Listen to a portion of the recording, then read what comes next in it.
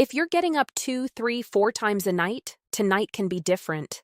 I'm going to show you 5 simple exercises you do right on your bed. And these are not the same exercises you've seen before. No calf raises, no legs on the wall. If you've tried those and you're still waking up, it's because there's a deeper layer your body needs.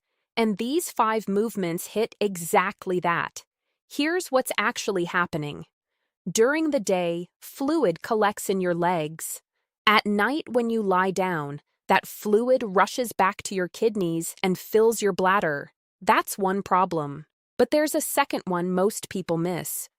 Your pelvic floor, the muscle that controls your bladder, gets tight and overactive with age. It starts sending false signals even when your bladder is only half full. These 5 exercises fix both problems.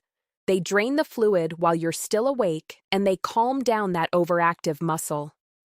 Do these tonight and tell me in the comments tomorrow morning how many times you got up. I want to see your numbers. Let's start with exercise number 5. Exercise number 5, the warm-up flush. We're starting with a self-massage, but not the one you've seen before. We're not touching the calves. We're going higher to the inner thigh. Your inner thighs, the muscles doctors call the adductors, sit right on top of some of the largest lymphatic and venous channels in your body. Think of these channels as highways that carry fluid from your legs back to your core. When this area is tight or congested, and it usually is if you sit for long periods, fluid gets bottlenecked. Your calves may be clear, but everything gets stuck on the way up. This massage opens the highway before we start pumping. Here's what to do. Sit on your bed or in a chair. Cross one ankle over the opposite knee so your inner thigh is exposed and relaxed. Use both palms, flat hands, not fingertips, and press firmly into the inner thigh, starting just above the knee. Now glide your hands upward toward your groin in one long, steady stroke. Firm pressure, not painful, but you should feel the tissue moving under your hands. Do 6 to 8 passes on one leg. Then switch. After the long strokes, use your thumbs or knuckles to make small, slow circles along that same inner thigh line. Spend extra time on any spots that feel tight or tender. 10 to 15 seconds per spot is enough. 2 important rules. First, always go upward from knee toward body. Never push downward. You're directing fluid toward your lymph nodes, not away from them. Second, don't rush this. Slow, steady pressure is what moves deep fluid. Quick rubbing only affects the skin surface. When you finish both legs, you may feel warmth spreading through your thighs. That's circulation opening up. Good. The highways are clear. Now we start moving. Exercise number 4, ankle circles and toe pumps. Now that the pathways are open, we're going to start pumping from the bottom up. Everyone talks about the calf muscle as the pump that pushes fluid out of your legs, and it is important. But there's another pump below it that most people completely ignore. The venous pump in your foot.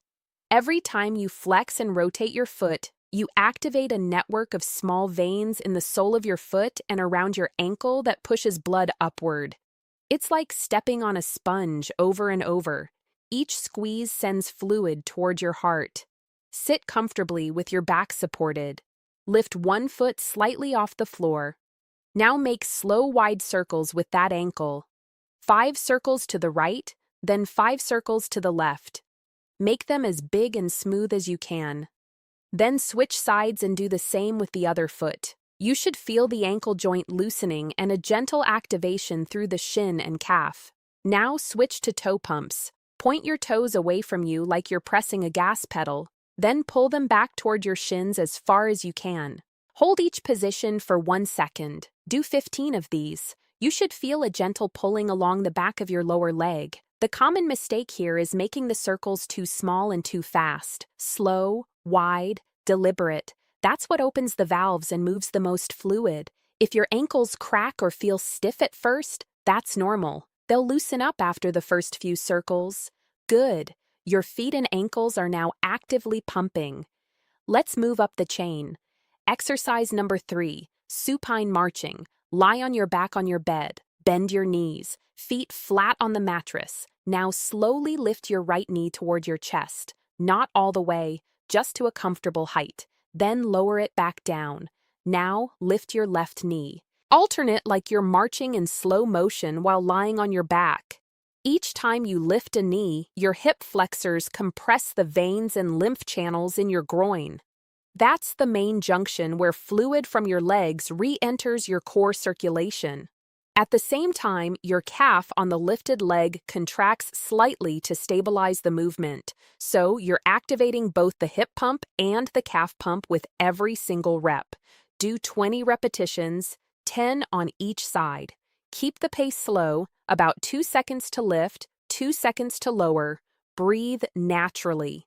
If this feels easy, here's a progression. As you lift each knee, flex your foot, pull your toes toward your shin. Now you're activating the foot pump, the calf pump, and the hip pump all in one movement. 3 pumps in one. The mistake to avoid: don't go fast. This isn't a fitness exercise. If you rush, you lose the pumping effect and it becomes a core workout instead. Slow and deliberate is what moves fluid.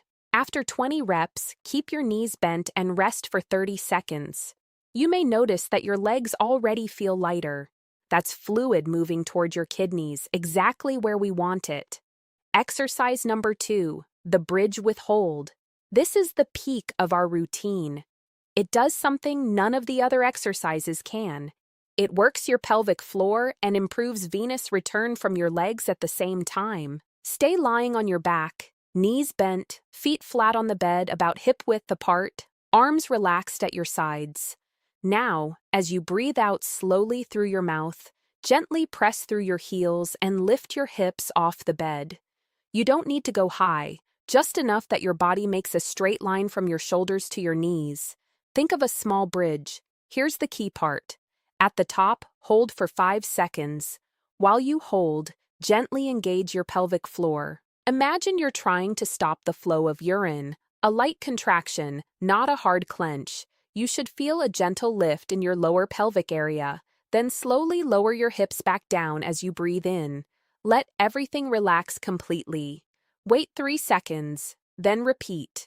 Do 8 repetitions. Let me explain why this is so effective. When your hips are elevated, gravity helps drain fluid from your legs toward your torso.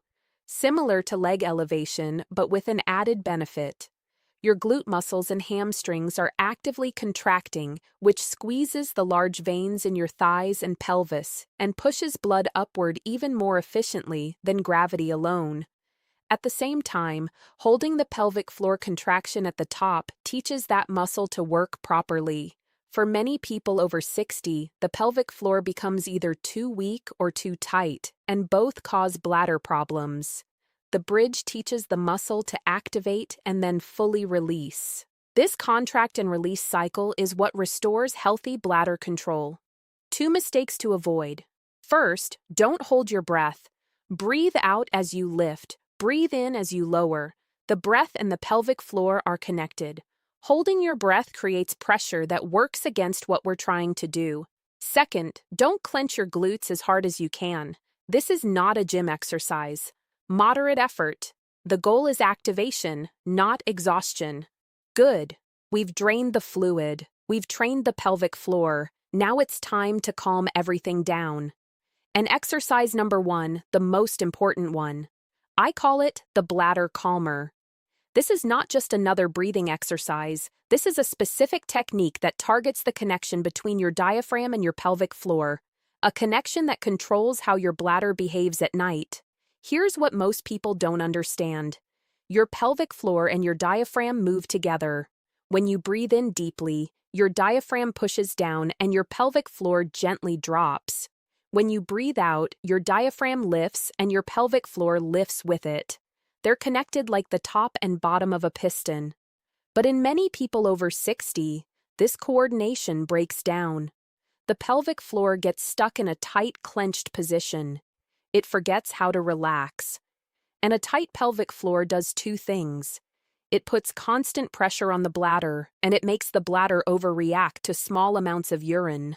Your bladder sends the go now signal when it's only half full because the muscle around it never lets go.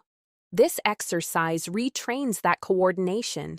It teaches the pelvic floor to release deeply so your bladder can hold more, and the false alarms stop. Here's how to do it. Stay lying on your back from the bridge, knees bent. Place one hand on your chest and one hand on your belly just below your navel. Breathe in slowly through your nose for 4 seconds. As you breathe in, your belly should rise. Your chest should stay almost still. But here's the part most people miss. As your belly rises, I want you to consciously let your pelvic floor drop. Imagine the entire base of your pelvis softening and opening downward like an elevator going to the ground floor. Now breathe out slowly through your mouth for 6 seconds. Purse your lips slightly as you exhale. Feel your belly fall and feel your pelvic floor gently lift naturally, not forced, like that elevator slowly rising one floor. That's one cycle. We're going to do 8 cycles. In through the nose, belly rises, pelvic floor drops.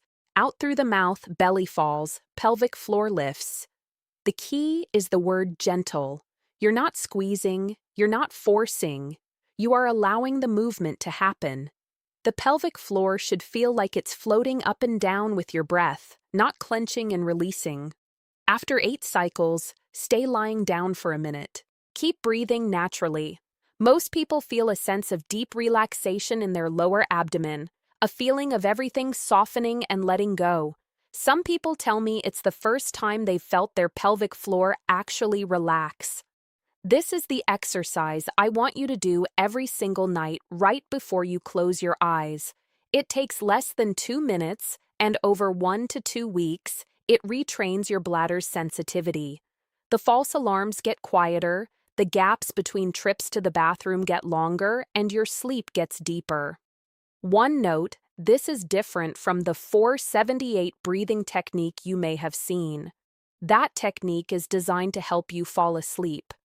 This one is specifically designed to release your pelvic floor. The counting is different, the focus is different, the purpose is different. Both are valuable, but this one targets the bladder directly. All right, here's your routine, and timing matters, so pay attention. The first 4 exercises, the massage, the ankle circles, the marching, and the bridge. Do these about 60 to 90 minutes before bed. Not 5 minutes before, not right at bedtime. You need that window because after these 4 exercises, your body will have moved a lot of fluid back into your system. You need time for your kidneys to process it. So, here's the order. About 90 minutes before bed, inner thigh massage, 2 minutes, opens the pathways. Ankle circles and toe pumps, 1 minute, start pumping from the bottom. Supine marching, 2 minutes, pump from the whole leg. Bridge with hold, 2 minutes. Drain and activate the pelvic floor. That's about 7 minutes of work. After that, go about your evening. Read, watch television, talk with your family. Your kidneys are doing their job in the background. Then, and this is important, go to the bathroom before bed. And a quick reminder for those of you who've been watching this channel for a while, I always recommend sitting down on the toilet for this, even for men. There's no shame in it. Sitting naturally relaxes your pelvic floor. And that's exactly what we need after the work we just did. When the pelvic floor is relaxed, your bladder can empty more completely and use the double voiding technique. Go once, stay seated.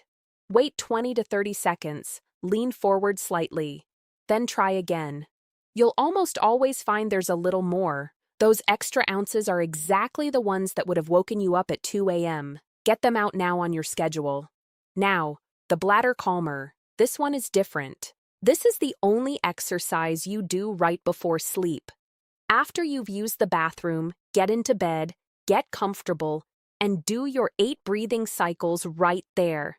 This is your last thing before you close your eyes. And honestly, some people tell me they don't even make it through all 8 cycles. They fall asleep somewhere around the 5th or 6th breath. And I always tell them that might be the best compliment this exercise has ever received. Now, two quick bonus tips that aren't exercises but can make a real difference alongside this routine. First, if you take blood pressure medication or a water pill, check what time you take it. If you take it in the evening, it may be forcing your kidneys to work overtime at night. Ask your doctor if you can switch to mornings. That one change alone can eliminate a trip to the bathroom. Second, look at the sodium in your dinner. Salty food in the evening makes your body hold extra water and your kidneys release it while you sleep. Check the label. If your dinner is over 600 milligauss of sodium, that may be part of your problem. Keep the salty meals earlier in the day. These two tips combined with the exercises can make a dramatic difference. Now I need your help. Try this routine tonight. Tomorrow morning, drop a comment and tell me how many times did you get up? Give me a number, and then come back in 1 week and give me the new number. I want to see the change. I read every comment, and your results help other people believe this can work for them too. If someone you care about is dealing with this, send them this video. This is the kind of thing that changes when someone just shows you what to do. Subscribe if you haven't. We share practical, no-nonsense guides like this every week. Sleep well tonight. You've earned it.